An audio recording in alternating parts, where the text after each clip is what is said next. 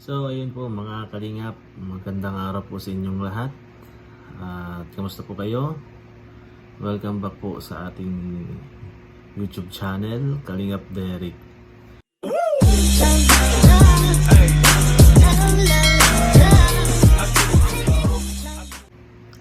Pag-usapan naman natin kung sino nga ba si Kalingap Derek.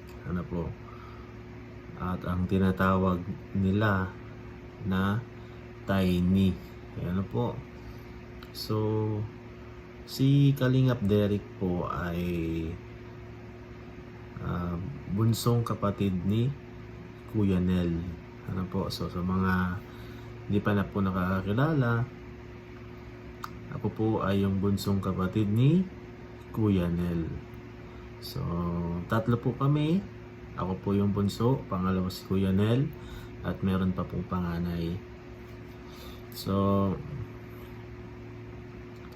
ayun po, nagsimula naman yung nickname kong Tiny ay nagsimula po ito kay Kalingap Rab. So, siya po yung nakaisip nun na tawagin akong Tiny kasi ngayon nga kita nyo naman tiny ako.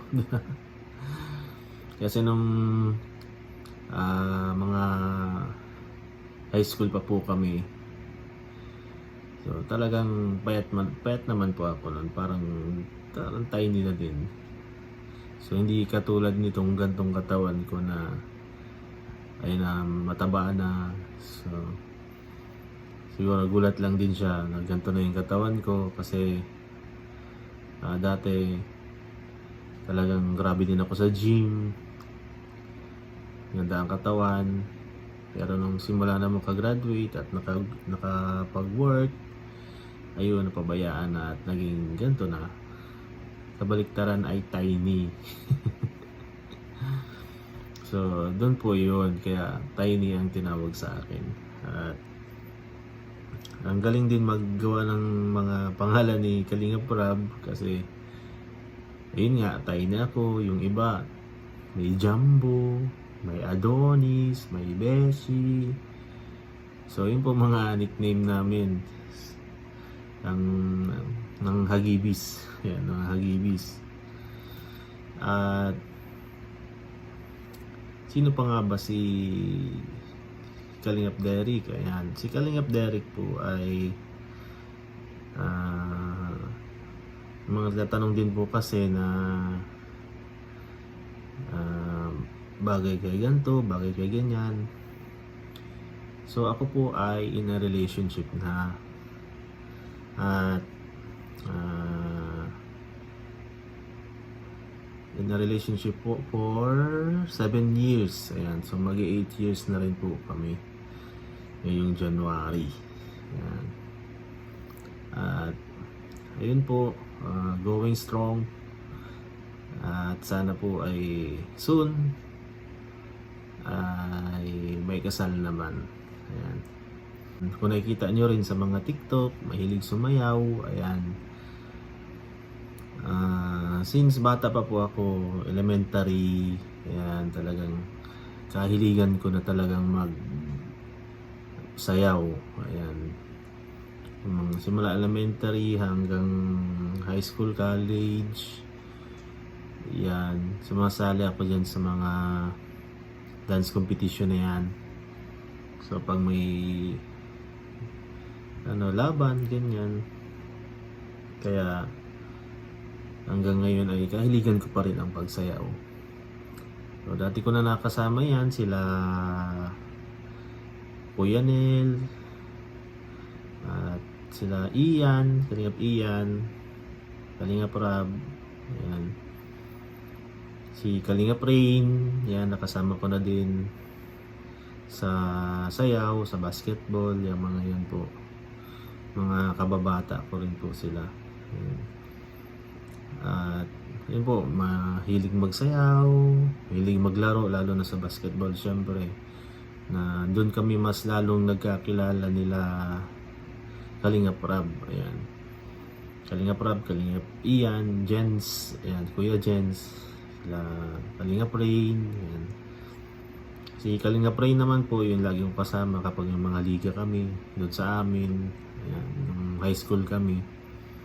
Laro kami niya ng laro sa liga. At si Kalinga Prab naman, doon ko naman po siya nakilala sa mas naging mag-close po kami sa basketball.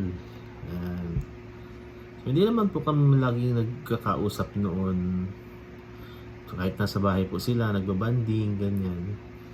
So, wala naman po kami nagiging topic noon. So, nagkakabanding lang po kami kapag ayun, may sayaw, may basketball. Hanggang ngayon po. So, yun, basketball. Nagkakasama pa rin kami. Bakit ba pinasok ni Kalingap Derek ang Kalingap? Ayan, ang pag-vlog. So, nung una po, parang di naman ako interesado nung una. Baga parang okay lang, may kalingap. Pero nung tumatagal na, pumapasok na siya sa FB ko, napapanood ko na lahat yung mga pangyayari. So, ang ganda rin pala kasi nag-i-enjoy na sila, nakakatulong pa sila, di ba? Nag-i-enjoy na sila sa ginagawa nila, nakakatulong pa sila sa ibang tao. So, ang dun, nakaka-encourage din siya lalo. Kaya, isa rin yun siguro sa nakapag-push sa akin na pumasok sa Kalingap. And syempre, thank you kay Kalingap Rob na umuo agad nung pagtanong natin na kung pwedeng pumasok sa Kalingap. At wala siya ibang sagot. Sige bro, sama ka bukas, mission tayo. Ayan, ang bilis, di ba? So, nakakatuwa at nakaka-bless masyado. Kasi ang sarap din sa puso na kahit wala ka pa man na iaambag, kumbaga bago ka pa lang sa Kalingap, wala ka pang naaambag na kahit ano, basta nakakatulong ka, sinasamahan mo si Kalingap Rob, bibigay kayo ng mga tulong sa ibang tao. Ang sarap sa puso, di ba? Napakalaking impact na yun para sa iyo. Lalo na syempre, kung papasok ka sa ganyang sitwasyon sa Kalingap, dapat syempre mahal mo yung gagawin mo, di ba? So ako naman, pinag-isipan ko naman po talaga yun na bago ako pumasok, dapat nakapag-decide na ako ng maayos. Alam ko na mamahalin ko talaga yung trabahong yun, yung gagawin ko na yun. At ayun, nandito naman po, patuloy na nag-e-enjoy sa ginagawang paglingap sa iba nating mga kababayan. Kasi isa din po, nung nakapasok na ako sa kanila, nakakasama na ako, ang ganda sa feeling kasi accept ka nilang lahat. Pagdating mo pa lang, uy bro, kamusta? Ganyan. Kasali ka na pala sa Kalingap. Ganyan. Welcome. Ganyan. So, very welcome sila kapag may bago. At hindi nila pinapakitang anong tawag doon, yung may negative na negative thinking sa iyo, mga ganun, wala. So, napaka totoo nila sa akin. At syempre bilang bago sa Kalingap, marami rin ako natututunan sa kanila, lalo na yung mga yung matatagal na rin sa Kalingap.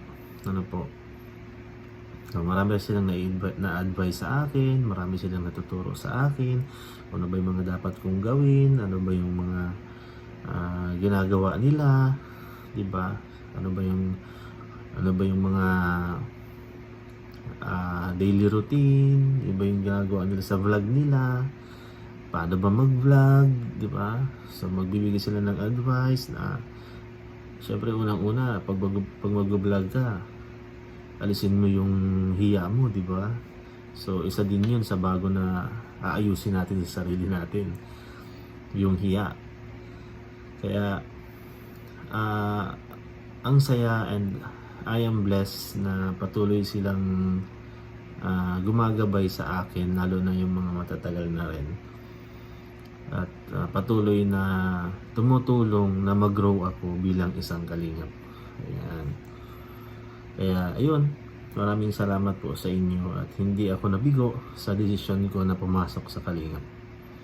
At napakalaking salamat ko po sa inyo, lalo na kay Kalingap Rab, na tumanggap sa akin. So hindi pa naman talaga po officially kalingap, pero ayun, parang nasa stage 1 na tayo ng Kalingap. And I'm so blessed po talaga, napakasaya. Gusto ko na lang din magpasalamat kay Kalingap Rab na tumanggap sa akin.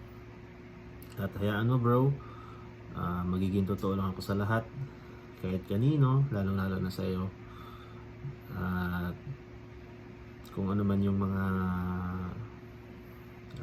dapat na gawin, ayun lang ang gagawin natin. Yun lang ang gagawin ko. At kung ano man yung baga, hindi tayo lalaki ang ulo, hindi tayo magpapasaway. Yeah. So, kung ano lang yung dapat, yun lang yung dapat gawin. Kung ano yung nararapat lang. Kasi, kung mamadaliin natin yung sarili natin, baka doon pa tayo mas lalong bumagsak. Dahan-dahanin lang natin, at sa tamang panahon ay makukuha din natin yung goal na gusto nating makamit. Kaya, thank you bro. Maraming salamat sa iyo.